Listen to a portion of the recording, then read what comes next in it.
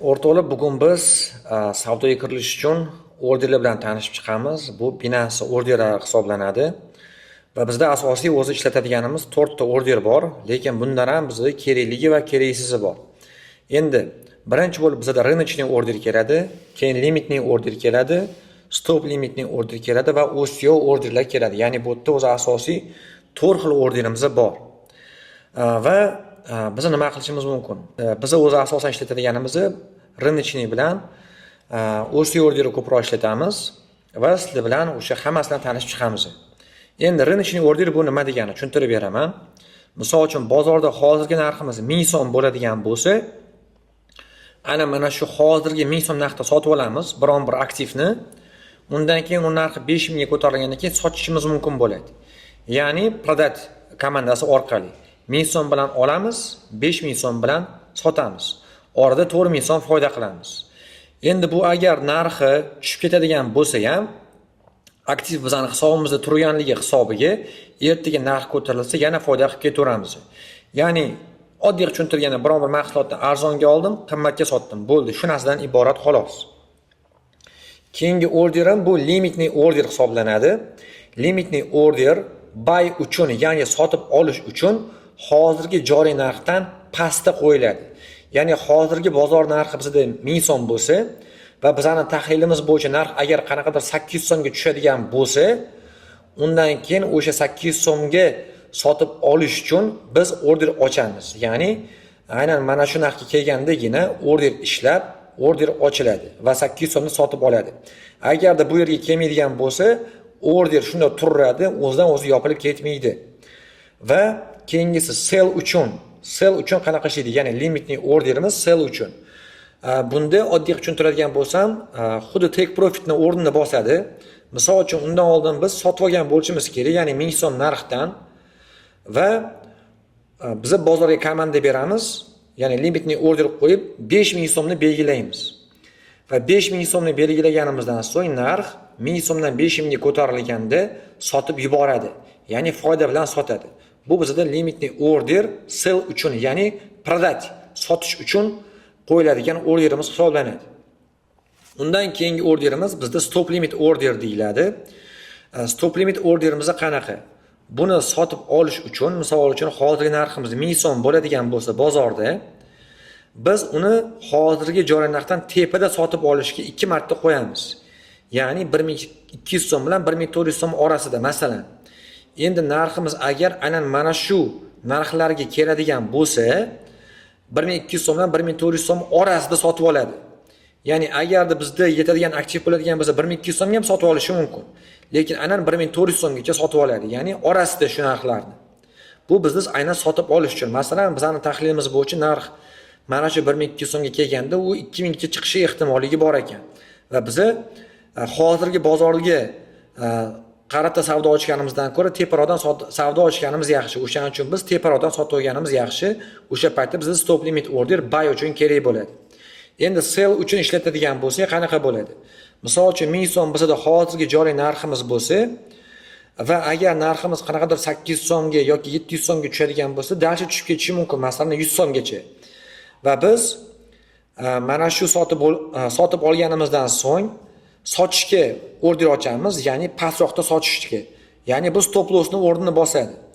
Ya'ni bozor agar qanaqadir 800 so'mga kelganda u sotishini boshlaydi va 700 so'mgacha bo'lgan narxda sotishi mumkin.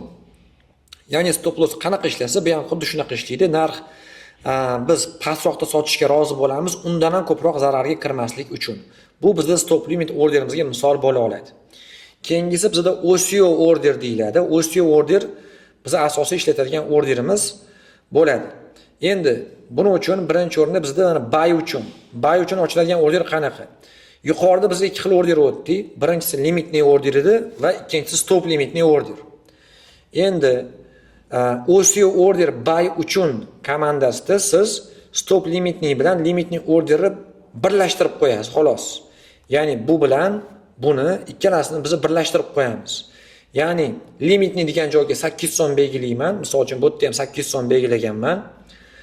Va stop limitni degan joyga 1200 so'm bilan 1400 so'm belgilayman. Ya'ni ko'rib turganimizdek bu yerda ham xuddi shu narsani belgilaganman. Endi agar narximiz 800 so'mga tushsa ham sotib oladi bu yerda, tepaga chiqsa ham, ya'ni 1200 so'mga chiqsa ham sotib oladi. Ikkita komanda ham bizni aynan sotib olishga xizmat qiladi. Qaysi biri narxga tezroq yetib borsa, aynan o'sha order ishlaydi. Ya'ni 800 so'mga tushib qolsa narx 800 so'mga sotib oladi yoki 1200 so'mga chiqib ketsa narx 1200 so'mdan sotib oladi. Bu buy uchun ochiladigan orderimiz hisoblanadi. Endi sell uchun. Sell uchunda ham biz aynan mana shu limitni orderimiz bilan, ya'ni mana bu orderimiz bilan stop limit order, ya'ni mana bu orderimizni birlashtirib qo'yamiz. Bunda qanaqa? Limitni degan joyiga men qo'yaman ana o'sha limitni orderi, misol uchun 5000 ni, stop limit degan joyiga mana 800 so'm bilan 600 so'mni qo'yaman. Ya'ni bu oddiy tushuntiradigan bo'lsam take profit, bu bizda stop loss bo'lib qoladi. Va o'rtoqlar, agarda siz $1000 yuqori bo'lgan aktivga sarmoya kiritayotgan bo'lsangiz, ya'ni $1000 sarmoya qilmoqchisiz qanaqadir aktivga, unda siz рыночный orderdan sotib olsangiz bo'ladi, lekin undan qimmatroq bo'ladigan, ya'ni 2000 ga 3000 ga savdo qilmoqchi bo'lsangiz, albatta limitni yoki stop limitni order bilan kirganingiz ma'qul, chunki рыночныйda har doim ham narx bo'lmasligi mumkin. O'shaning uchun o'rtoqlar, biz asosiy foydalanganimiz o'zi OCO orderi sell, ya'ni biz рыночныйdan sotib olishimiz mumkin demoda. Undan keyin o'sha OCO order orqali stop loss take profit qo'yamiz. Misol uchun stop limit bizda stop loss bo'ladi, limitni orderimiz ya'ni take profit hisoblanadi. Buni men nima uchun varog'iga tushuntirib qo'ydim? Sizlarga o'sha daftaringizga yozib olishga, o'rganishga oson bo'lish uchun buni shunchaki shablon ko'rinishda qildim. Endi men sizlarga buni hammasini Binance orqali tushuntirib beraman. O'rtoqlar, endi biz hozirda ko'rib chiqqan orderlarimizni aynan hozirgi bozordan ko'rishni o'rganamiz. Va demo hisob raqamda o'zi buni qanaqa ishlatsa bo'ladi. Real hisob raqamni ham xuddi shunaqa ishlatiladi. Birinchi o'rinda biz mana bu yerda 3 ta chizig'i bosib olamiz akkauntga kirganimizdan so'ng va больше servisов degan tugmani bosamiz. Shundan so'ng mana bu yerda panelda siz demo торговля degan funksiyani topishingiz kerak. Mana bizda demo торговля tugmasi bosamiz va kirganimizdan so'ng o'rtoqlar bizda aynan mana shu panel ochiladi. Va bu yerda o'zi qanaqa bo'limlar bor. Misol uchun rinki bo'limida siz har xil turdagi o'sha bozorlarni ko'rishingiz mumkin. Mana bu yerda stable coin, ya'ni USDT va boshqa aktivlarni ko'rsangiz bo'ladi. Ya'ni aynan mana shu aktivlar orqali bu yerda savdo qiladi. Misol uchun Ethereum USDT, mana USDT bo'limida, Bitcoin USDT bo'limida. USDT ga o'tkazadigan bo'lsangiz, mana bu yerda hammasi USDT ga bog'langan. Va o'rtoqlar, biz asosan mana shu USDT bo'limidan foydalanamiz. Endi undan keyin mana bu yerda aktivi bo'limi bor. Bu yerda siz aynan sotib olgan aktivlaringizni ko'rsangiz bo'ladi. Bu yerda ikki xil aktivda ishlashi mumkin, USDT da va USDC da. O'rtacha $10,000 gacha siz bu yerdan hisob raqam ochsangiz bo'ladi. Bu umuman qiyin emas. Va endi qanaqa qilib biz order ochamiz, qanaqa qilib bozorga kiramiz degan savollarga o'rtoqlar javob berib ketaman. Misol uchun rinki bo'limidan men любой bitta kriptovalyutani olaman, masalan Bitcoin. Ustiga bosgandan keyin mana bu yerda kupить va продать tugmalari ochiladi. Mana pastki qismda kupить ustiga bosaman va mana bu yerda ko'rib turganimizdek bizda orderlarimiz bor. Va bizda mana limitni, рыночный, limitni stop va OCO orderlari bizga o'tgan orderlar hisoblanadi va bitta-bitta sizlarga ko'rsatib beraman. Misol uchun birinchi рыночный orderdan boshlaymiz. Bu yerda men aynan bozor narxida sotib olaman. Aytaylik $100 ga sotib olmoqchiman. Mana 100 teraman va kupit tugmasini bosaman. Shundan so'ng o'rtoqlar men sotib oldim va bu meni aktivim. Mana bu aktiv degan bo'limda ko'rinadi. Mana kiraman. Bu yerda mana Bitcoin turibdi. Bu bizda bo'lganligi uchun yana ustiga qo'shildi. Endi sotmoqchi bo'lsam, xuddi shu narsani, xuddi shu aktivim ustiga yana bir marta kiraman. Mana kirdim. Продать tugmasini bosaman va mana bizda продать bo'limiga o'tkazdi. Mana bu yerda ham o'tishingiz mumkin. Va всего degan joyga 100 deb yozishim mumkin yoki mana bu yerdan ham belgilasam bo'ladi. Menda bor bo'lgan hamma o'sha Bitcoinimni sotib yuboradi. Men hozir $100 olganim uchun $100 ga sotaman. Va mana yana 100 yozdim va продать qilaman. Mana o'rtoqlar bizda hozirda order sozdan degan panel chiqdi. Bu degani bizning Bitcoinimiz sotildi. Endi keyingi orderni ko'rib chiqamiz. Bu bizda limitni order mana. Mana bu limitni orderni ko'raman.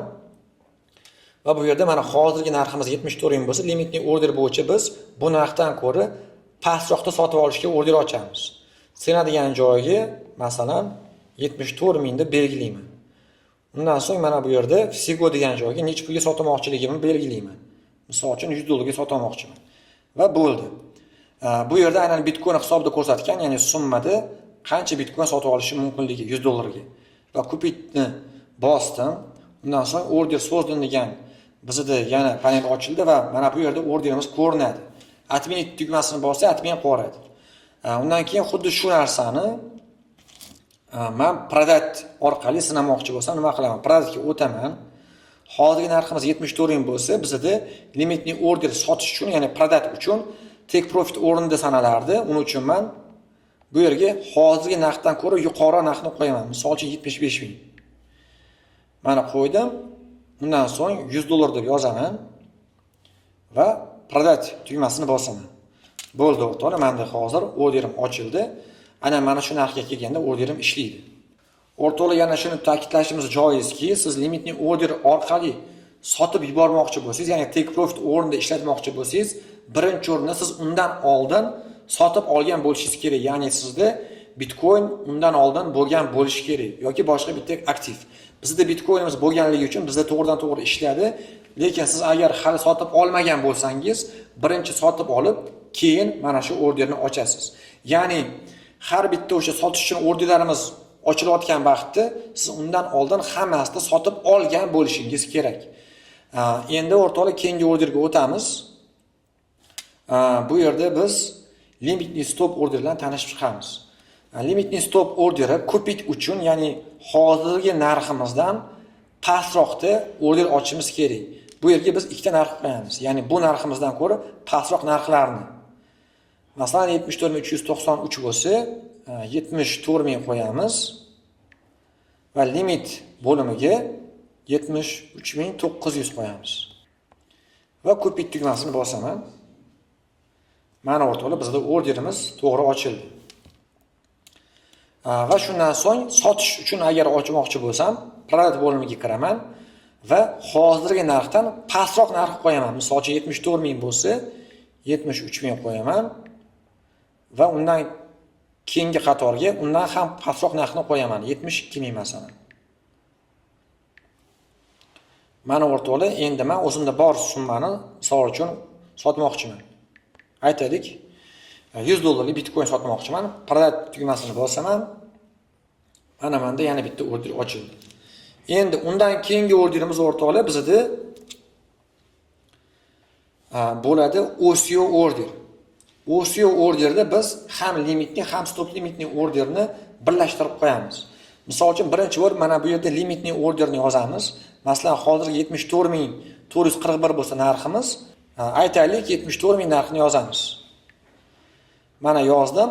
Endi mana bu yerga esa stop limit orderimizni to'ldiraman. Aytaylik bu narxdan ko'ra endi biz teparoq narxni yozishimiz kerak. 75 ming yoki da 75500. Mana o'rtoqlar yozdim. Undan so'ng o'zimga sotib olmoqchi bo'lgan summani yozaman. Mana 100 dollarga sotib olmoqchiman. Endi bu yerda narx pastga tushsa ham sotib olishi mumkin, tepaga chiqsa ham sotib olishi mumkin. Boya men buni tushunchasini berganman.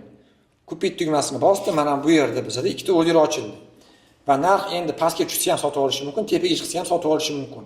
Qaysi biriga narx birinchi kelsa, o'sha orderimiz ishlaydi. Endi sotib olganimdan keyin men product bo'limi orqali o'zimiz stop loss'imni, take profit'imni qo'ysam bo'ladi. Mana bu yerda ko'rib turganimizdek take profit deb qo'ygan, bu yerda esa stop loss deb qo'ygan. Endi o'rtoqlar, take profit'ga men nima qilaman? Undan oldin birinchi o'rinda men sotib olgan bo'lishim kerak o'sha aktiv. Hozirgi narximiz 74 ming bo'lsa, men yuqoriroqqa take profit qo'yaman. Aytaylik 78 mingga. Undan so'ng stop loss degan joyga ikkita narx yozaman.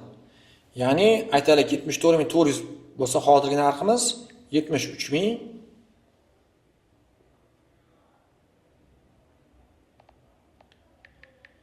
73 ming va 72 ming. Ya'ni oddiy tushuntiradigan bo'lsam, bu yerga men take profit qo'ydim, bu yerga men stop loss qo'ydim. Nima uchun bu yerga ikkita narx qo'yamiz? Ya'ni bizda oluvchilar yetmay qolsa, mana shu ikkita narx orasida sotib yuboradi. Shuning uchun undan keyin men o'zimga kerakli bo'lgan summani kiritaman. Aytaylik 100 USDT va product degan tugmani bosaman. Mana o'rtoqlar, bizda sotish uchun order ochildi. Va o'rtada demo hisob raqami bilan ishlayotganimizda har bitta aktivga biz o'rtacha $1000 sarmoya qilamiz. Undan ko'p qilmaylik, chunki biz aktivlarimizni taqsimlab olishimiz kerak. Ya'ni biz bitta aktivga hamma pulimizdan risk qilmasdan, kamida 10 ta aktivga risk qilsak, o'shanda to'g'ri pozitsiyada ishlayotgan bo'lamiz.